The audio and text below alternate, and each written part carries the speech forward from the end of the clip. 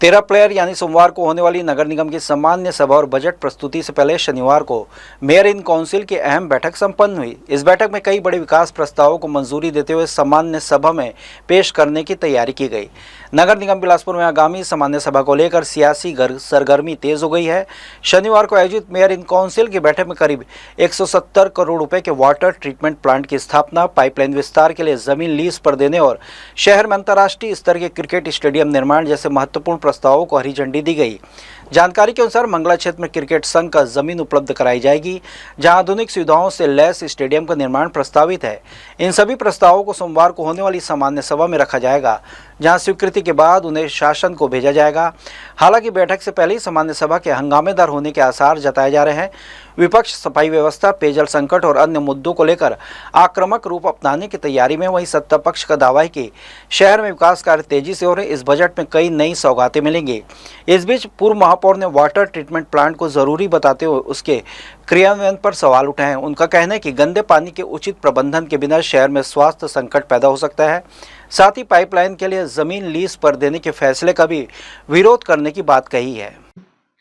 गर्मी का मौसम है, पानी की व्यवस्था हमने पिछले लगातार 2 सामान्य सभा में पानी को लेकर के सामान्य सभा में चर्चा होता रहा, लेकिन आज भी व्यवस्था देखें तो जस का तस है।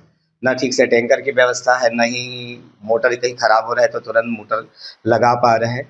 तो ये सारा चीज़ें, मुद्दा तो बहुत बड़ा है। इनकी तरफ से बोला जा रहा है कि प्रति जोन को 10-10 लाख रुपए दे दिया गया है।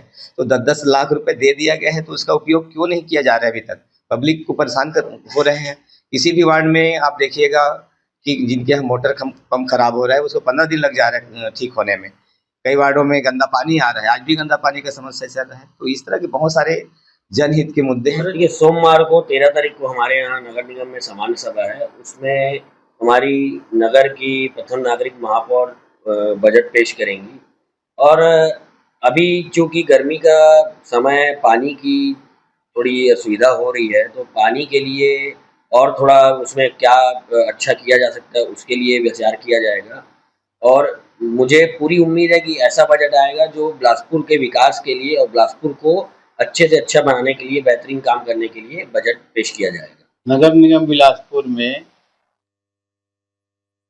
बीचों बीच अरपन नदी निकला हुआ है, इसमें 2 बैराज बन चुके हैं और आज की स्थिति में बैराज का काम कंप्लीट हो चुका है, ऐसा शासन का कहना है। जिसके कारण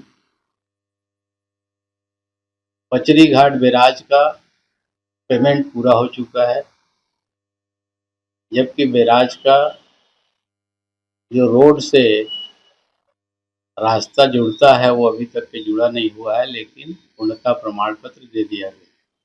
उसी तरह से शिव घाट बैराज में आधा अधूरा काम हुआ है, इसीलिए पिछले समय 24 घंटा के लिए पानी को रोका गया था और छोड़ दिया गया।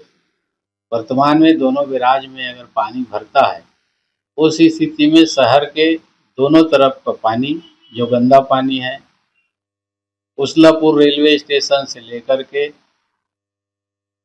जहां हम लोग बैठे हैं, जहां नगर निगम का ऑफिस है, और वहां से लेकर के सिम्स हॉस्पिटल तक का पूरा गंदा पानी नदी में डायरेक्ट जा रहा है।